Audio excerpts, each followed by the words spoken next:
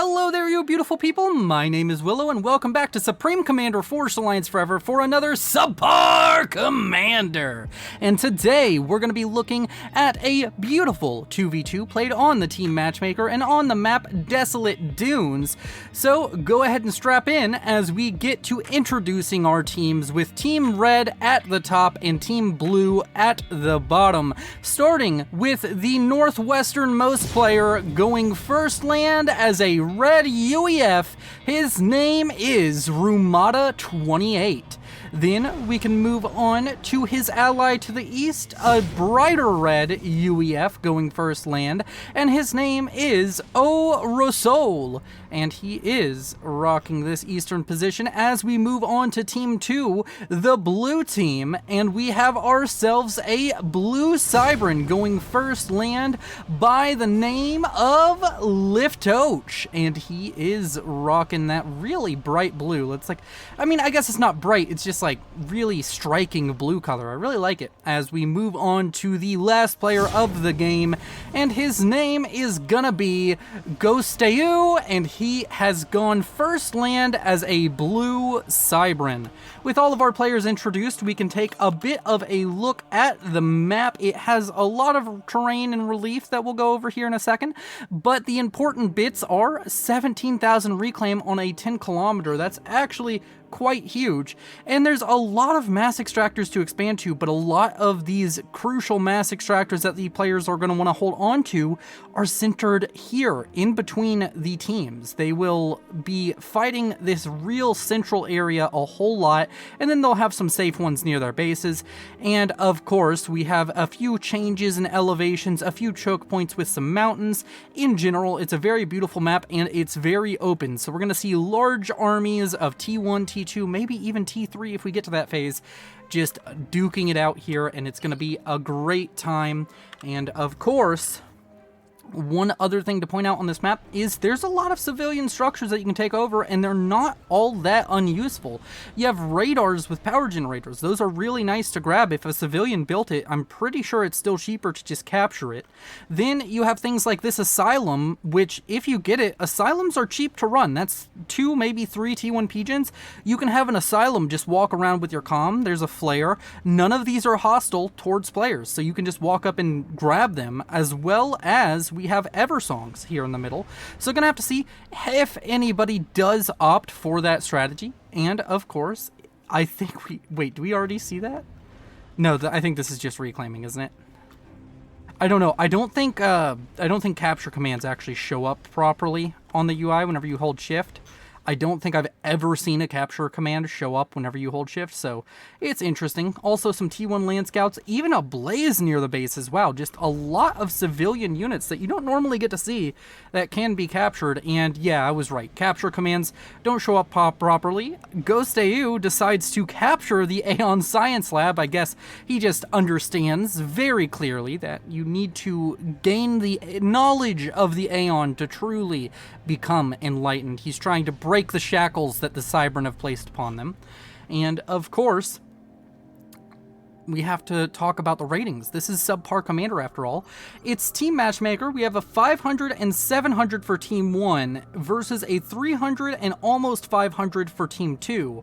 So Team 1 is up to a huge advantage. Team 1, statistically speaking, should just win this game, but that's not all that's there, and we will see how these players play it out. Reclaim already showing that Team 1 doing a little bit better, and as far as mass generation goes though, Team 2 is taking an early lead, so that's interesting. We did have some form of combat. I'm guessing it was a scout getting shot by a ACU. That's kind of what it sounded like. It's kind of been a really tame first about 5 minutes here, but we finally have some form of aggression coming out. We have a couple of mech marines coming out from Rumata28. He's going to be trying to come forward with his marines. He's going to storm those beaches, do an amphibious assault, because that's kind of what marines do. I mean, I guess they go anywhere nowadays, but like originally marines are the soldiers on boats that you send to land. At least that's what I interpreted it as. And sorry if you just heard a noise. I just slapped my mic. Microphone abuse is rife in the YouTube community.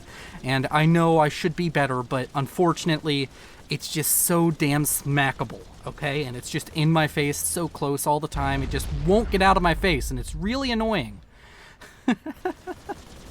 As these mech marines picking up some really nice kills over here onto a couple of mass extractors. They may even get all 3 of these mass extractors, not seeing any units in the direct vicinity that can come over here and respond to this. So looks like these mech marines going to really pay themselves off, get rid of some of this early mass generation for Ghost AU, and that is going to be unfortunate for the blue Cybran, but not game ending.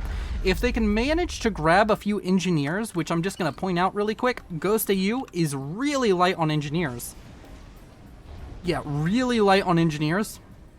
If you're looking to improve, and I do try and give out some tips here and there, you got to be building engineers the entire game. This early T2 land rush is interesting. He is going to have T2 engineers, so I mean, he'll have build power, but not having an engineer just able to come over here and re-expand is really going to hurt him. He's going to lose these mass extractors and their production for quite a while. He does have a couple of T1 bombers coming out, which is a solution to mech marines. And both of these mech marines so close to 1 rank of veterancy, and neither of them probably going to achieve it. As the T1 bombers come out and kill that off, this engineer could come back down here and try to re-expand into that 3 mass point expansion. And of course, we can look at Reclaim. Rumata out to a staggering lead, as he currently has over 1.7 thousand mass reclaimed, whereas nobody else in the game has even passed 1,000. He's over 1,000 mass ahead of everybody, including his teammate. And Ghost AU has done the right move. He's gotten himself an Asylum. If he gets gun on this comm really early and just starts pushing with it, that Asylum could be very, very powerful. Gonna have to see how that plays out exactly. Did they reclaim, or did they like actually take over that blaze? I'm not seeing a blaze in this mix, which is very sad. Makes me very sad. And we do have a blaze that's about to be taken over here for Rumata. He's very close to finishing that up. So Capture getting its fair share of use. We don't really see Capture all that much in games of Forged Alliance Forever. Would like to see it more, but it's a bit weird because you have to use a non-combat unit to take over enemy structures and units, and it's just a bit awkward sometimes, and that blaze is now in the hands of Rumata. So both sides on this western side have a T2 unit. I would argue the Asylum is infinitely better than the blaze, but of course that is just a stupid Aeon talking. What do I know?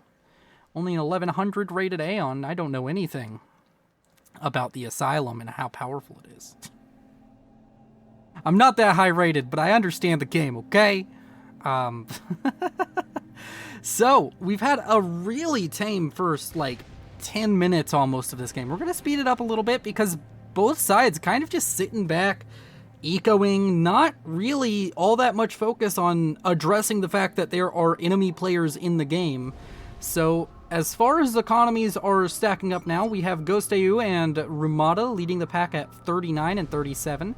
Then we have 35 and 31 for O'Rossel and Liftoach. And that is going to be what it's at the moment. This T1 bomber over here getting a ton of value. 3 kills already. It seems to just be killing off T1 pigeons. There was just no real response to it until just now. So T1 bombers getting some value out over here for Ghost AU. Let's go ahead and slow this down a little bit as we have a large army, the only real large army in the game over here from Liftoach. And if he does decide to attack right now, it's going to be relatively difficult for O'Rossel to come up with a solution to this. Sure, he has T2 air, so you could just, like, go gunships, I guess, but interceptors exist, and I don't think you're winning the air war at the moment as far as everything goes. Lots of scouting coming out from Liftoach, very nice to see.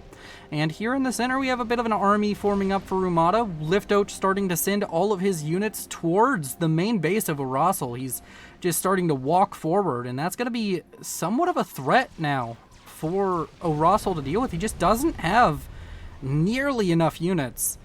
He's building a shield, has T2 power online. Most likely going to have to build up some PD if he wants any hope of dealing with this. He does have a small army here, but that's not going to be enough if Liftoach just full-on commits, I don't think. Maybe with the commander it would be, but he's going to take damage on this if Liftoach does not get cold feet on attacking. And we have T1 Pigeon lines now starting to go down in the backline for Ramada. I don't think he's having any power issues, but if enough of these Pigeons go down, he definitely could be. Yeah, it's not looking good. It's going to be a problem very soon. He is building a T2 power, so once that's up, it won't be an issue. But these T1 Pigeons taking a beating from these T1 bombers up here at the north. And we have an attack now coming down straight down the middle of the map. That's a lot of reclaim that really wasn't picked up. Over 1,000. I mean, I guess we can zoom in, like 600 there. And we now have this area being sort of annexed by Ramada. He's just like, my army is going to sit here. Deal with it.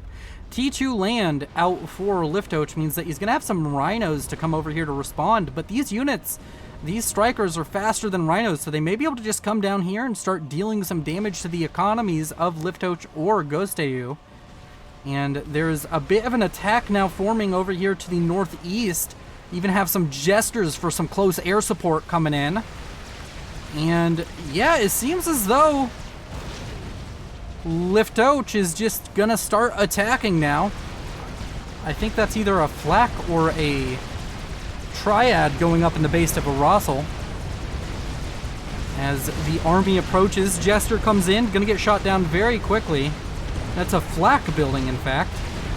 And now gunships flying out of that factory for a Rossel. Those Stingers are going to get some really good value. If there's any anti-air mixed in, though, it won't be very useful.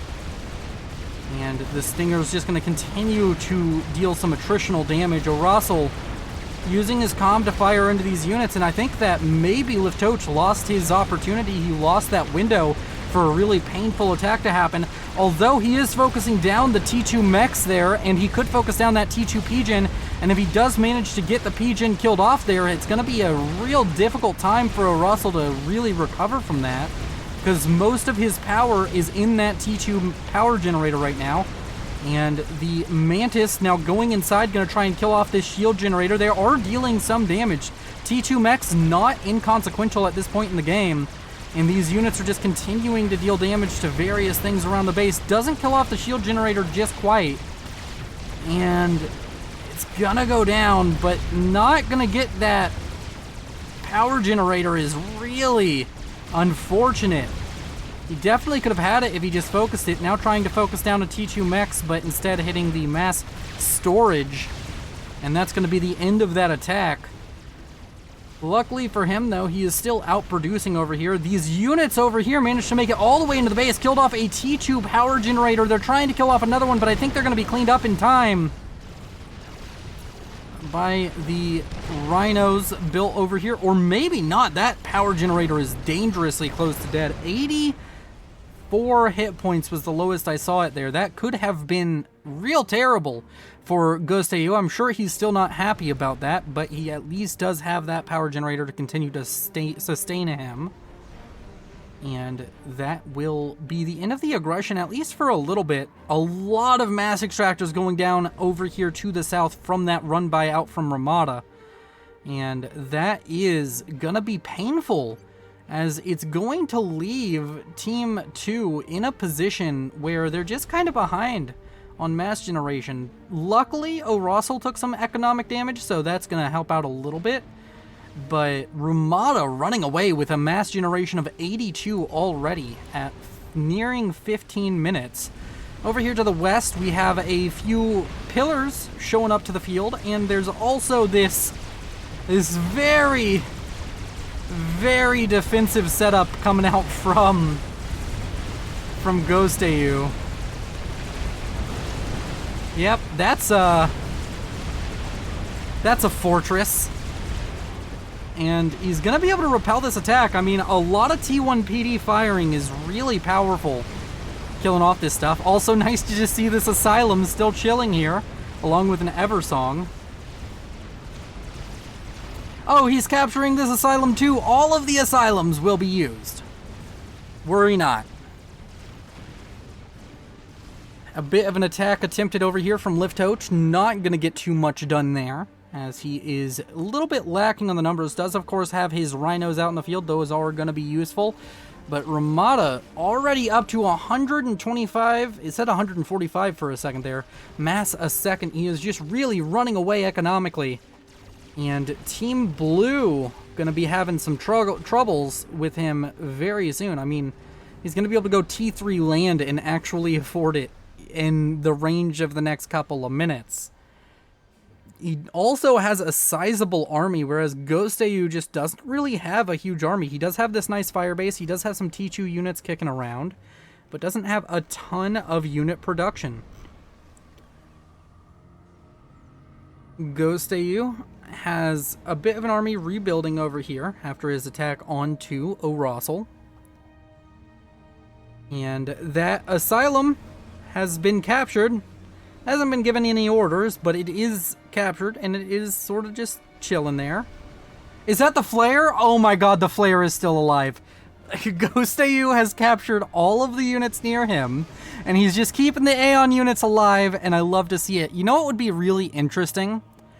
If maps had, like, civilian engineers. Like, have some T1 civilian engineers, have, like, each side of the map gets one of each type of engineer and spread them out. I really like the use on this map in particular of the civilians and how they are legitimately useful to just grab. Did the Blaze die? No, the Blaze is still alive! See, told you. Aeon, just superior.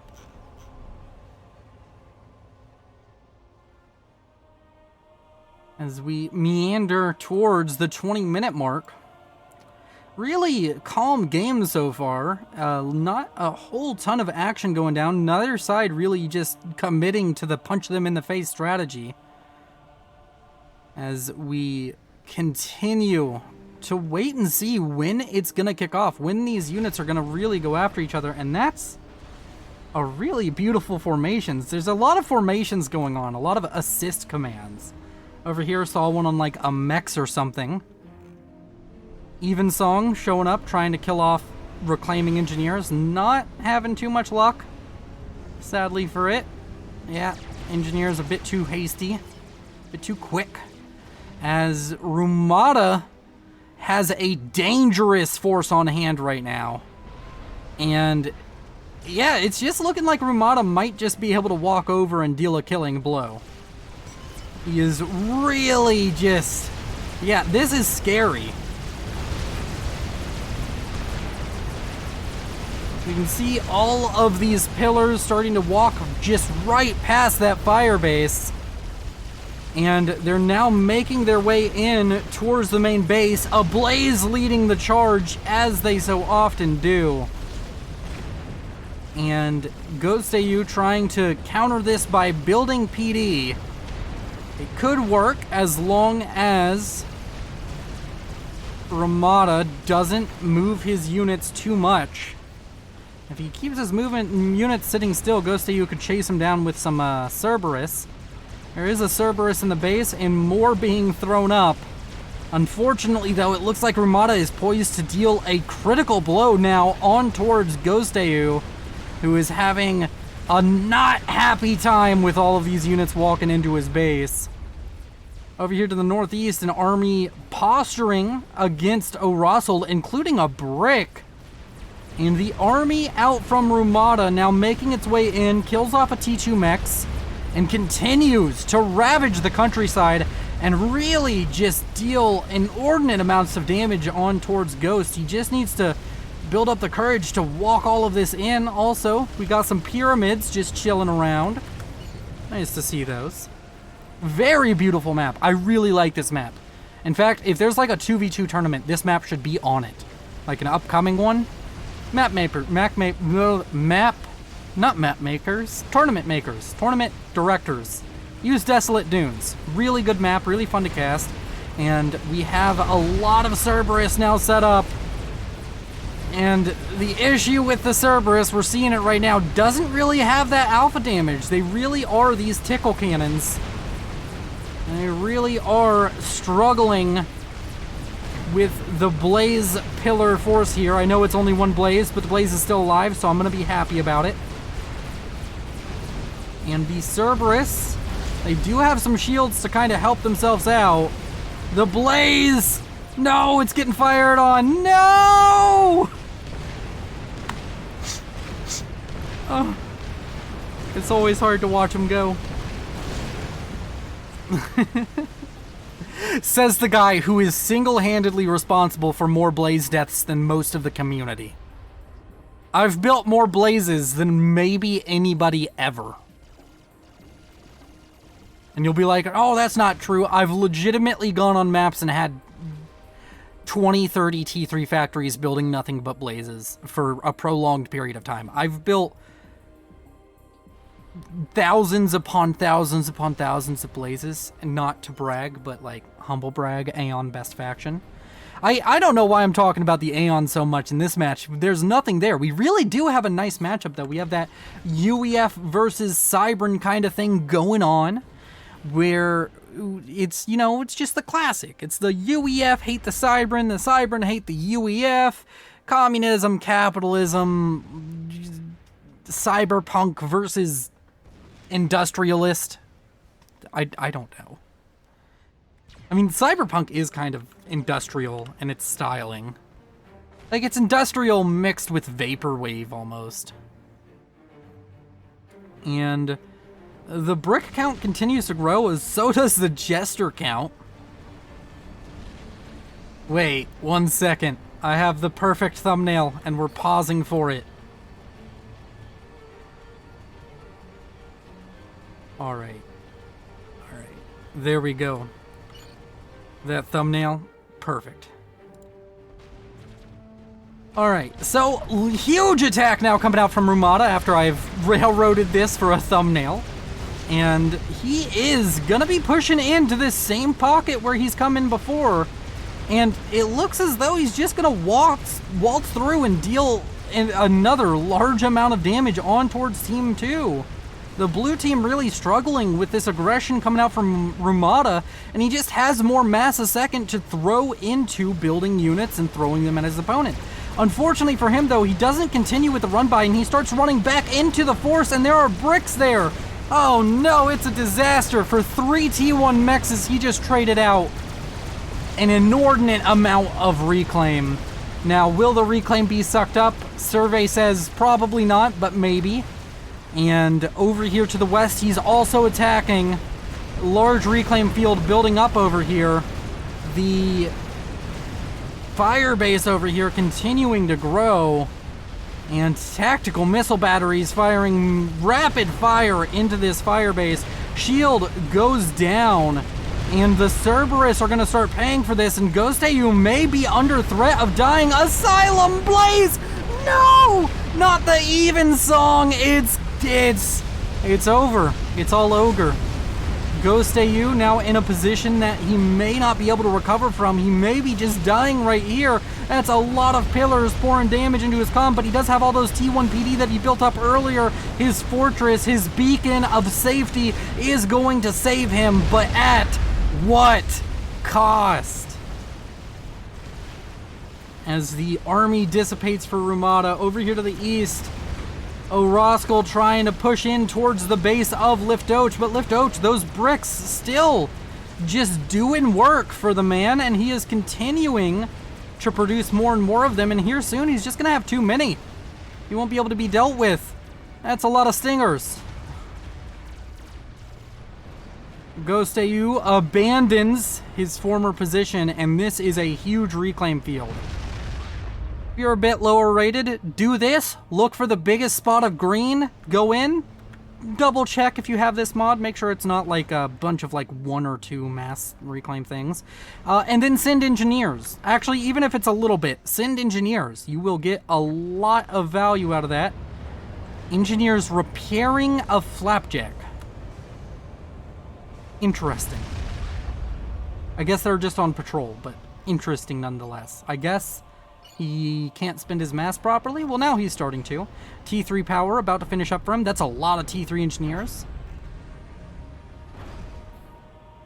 T3 now on the way for Ghost AU. And the bricks on the eastern front out from Liftoach starting to walk their way up towards the base of O'Rossel. Unfortunately for him, though, he just doesn't have any flak. And these Stinger gunships, well, they sting. So he's gonna be in a bit of trouble. Not seeing any anti-air. Does he have interceptors? That would be a no. Ramada seems to be the only player with any kind of air control right now.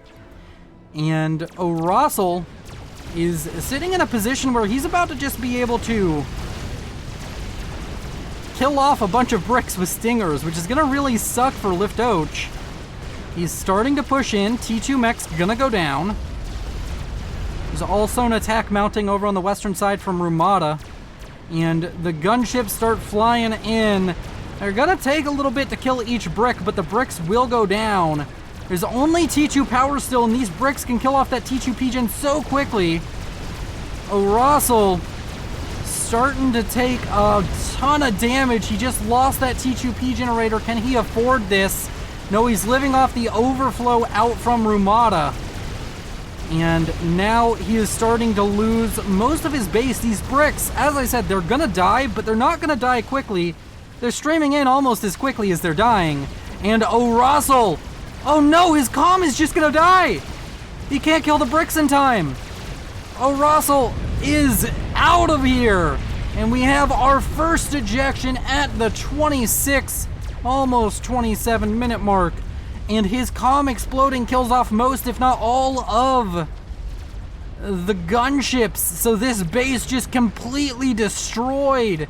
And he still has enough bricks here to maybe even be able to fight back against this army. He's just going for some mass extractor kills. But if he just falls back and he plays this out safely, he can kill off this entire T1, T2 army. And this is just a disaster for Team Red. They're falling apart at the seams. O'Rossel really wasn't able to handle the T3 unit composition coming out from Liftoach. And now his base is forfeit, and Ramada, he's still on more eco than the two players of Team 2 combined. But that might not stay the same forever, as these two players can continue to grow economically, as they still have a lot more mass extractors. And Ramada can continue to, of course, grow economically too. He can continue to upgrade mexes, but at a certain point that stops being the case when you've upgraded all of them. Has a Fat Boy on the way and nearly completed. As the bricks over here finish cleaning up all of this base, a T2 mech's gonna manage to avoid detection, it would seem. I mean, they know it's there, they're just deciding not to kill it. Leave one alive, so we can go tell his ruler, his leaders, what has been done here. As this T1 army experiences pain and suffering at the low cost of throwing a brick through their window. And yeah, that Fat Boy is done. And these bricks are not a solution to the Fat Boy. Jester, surprisingly, one is still kicking around and is gonna continue to kill off things. Like, there's not enough anti-air to just stop this. A Ravager on the way, a few Triads thrown up. In this situation, it's better to just throw all of your mass into spamming Triads than doing this with the Ravagers.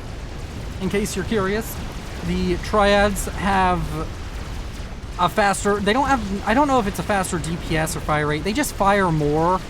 And the Ravager with its long cooldown, you see these bricks, once they get into range, they just eat through that Ravager, and it basically gets one or two volleys off.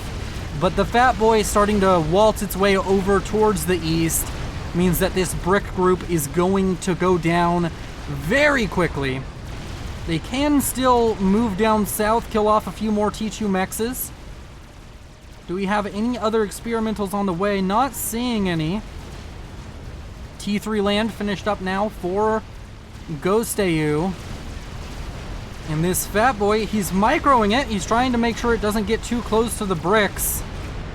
Some bricks just passing by, gonna end up killing off some T2 mexes, and he's under a lot of pressure. He's losing a bunch of T2 production over here. And Ramada kind of feeling the heat here. He's kind of getting pinched a little bit. The bricks aren't dying particularly quickly to this Fat Boy. They are dying, and this is not a long-term kind of play. You can't just continue to hemorrhage units to a Fat Boy. But they are going to deal a substantial amount of damage and probably should just start falling back now. Standing still, not the greatest option. That's one type of shower you do not want to be involved in.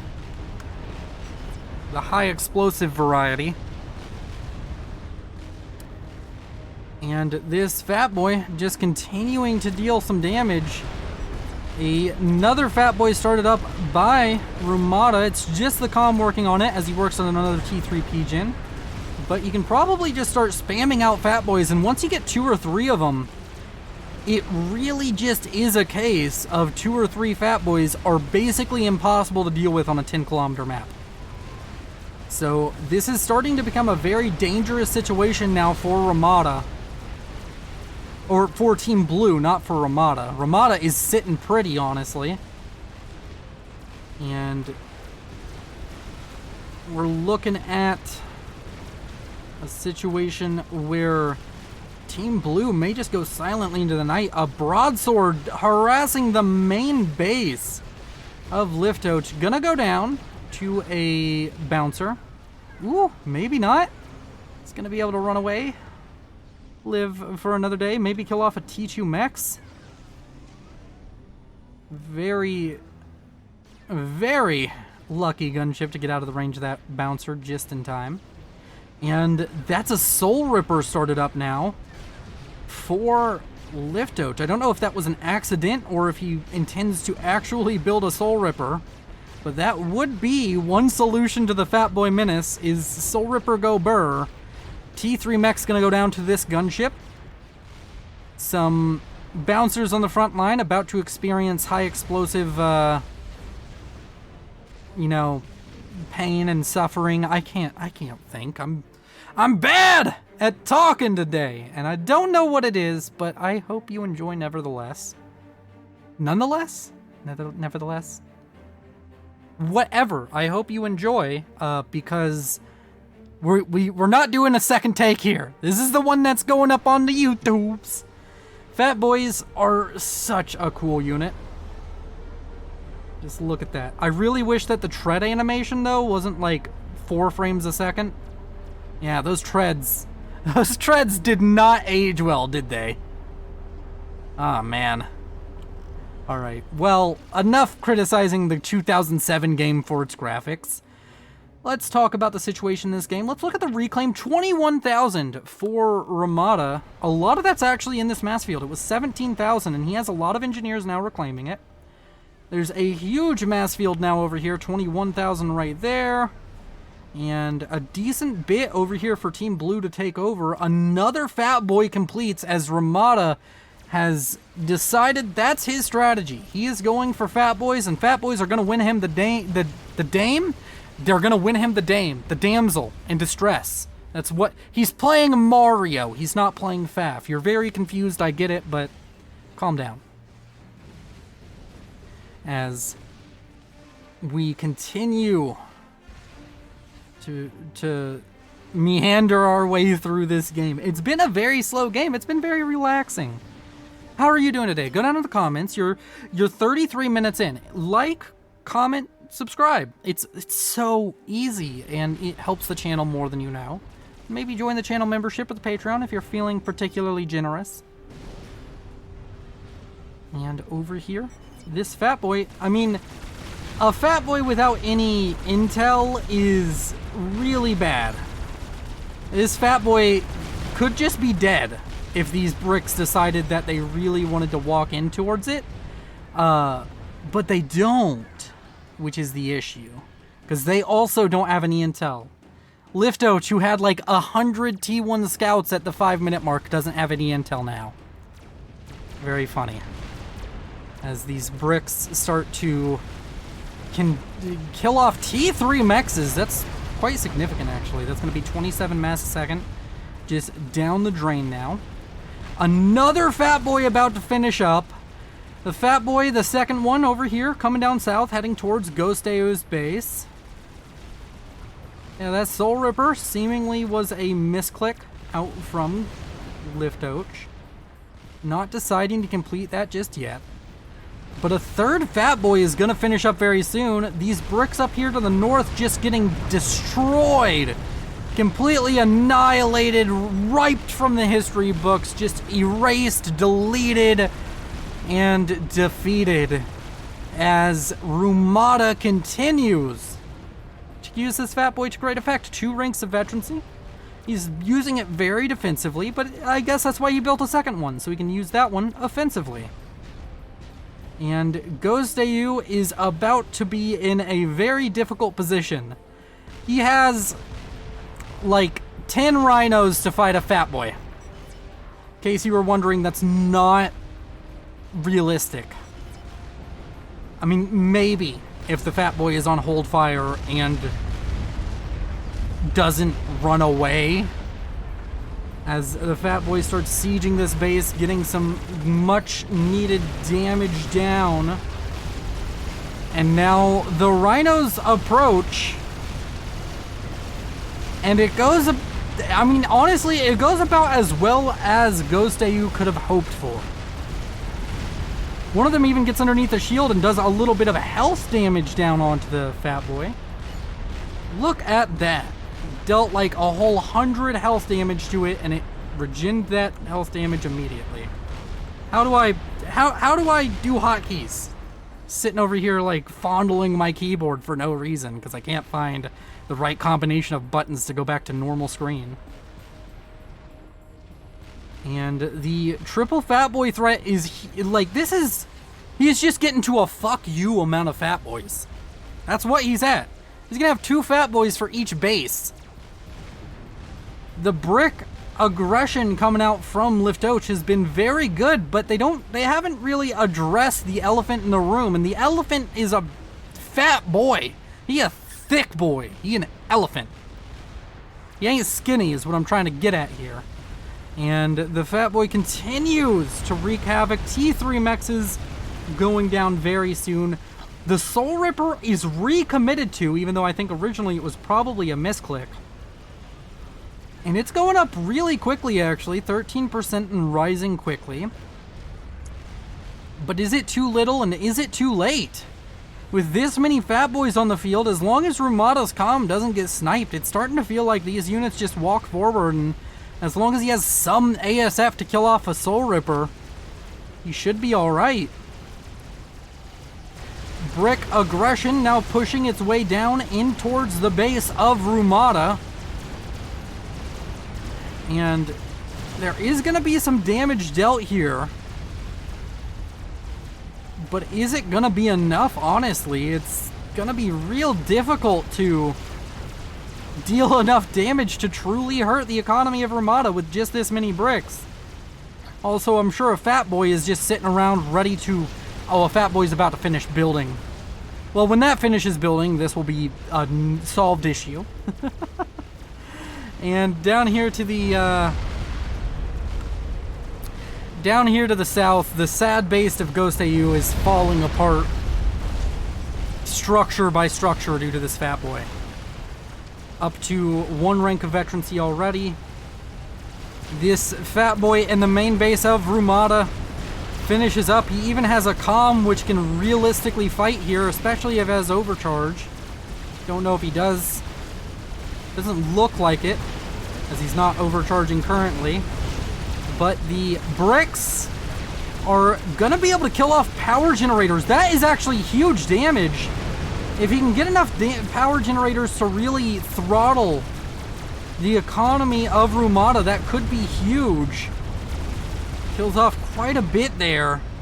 But Rumata's still looking fine on power generation. Does lose some economy. Now, officially, for the first time this game, maybe not leading economically, but he's dealing that damage right on back towards Ghost AU,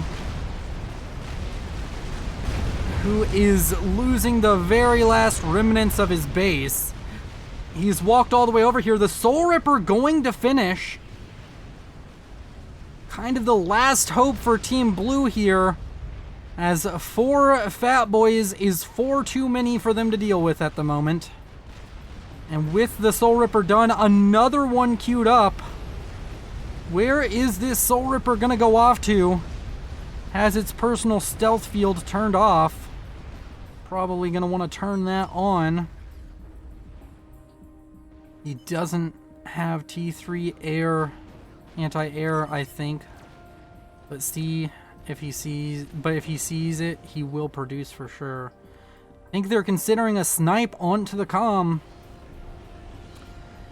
And honestly, it's going to be hard to build enough T3 anti-air to kill off a Soul Ripper in time if the Soul Ripper is just right-clicked on the comm. Wait. Yeah, no. Ramada just may be dead. How many ASF does he have? I think it's like, what, like 7 to kill a Soul Ripper? Or 8? And that's really slow. But that's how many I think you need. And that's not even considering that this Soul Ripper will probably get some rank of veterancy if it kills off any of these power generators. And Ramada now under threat. The Fat Boy firing its anti-air guns on towards the comm. The shield on the comm still working just fine. Ramada, who has undoubtedly played best this game, under threat of just being taken out at the last moment, going down in a ball of fire. That power generator, if it goes down, is going to deal a ton of damage to the commander.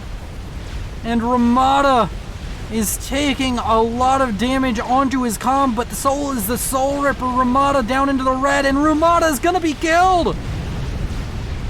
And from the jaws of defeat, Team Blue snatches victory. Thank you all for watching. You've been beautiful. Thank you to the beautiful members and patrons who make this channel oh so much more successful. You all are so amazing. Consider supporting me on Patreon or through the channel membership if you feel generous. Like, comment, subscribe. I'll see you in the next one. This is Willow, signing off. I don't ever slow up, no I don't take shit. I got no love for the fakeness. If you wanna play tough and wanna hate this, I'll always show up. I don't ever slow up, no I don't take shit. I got no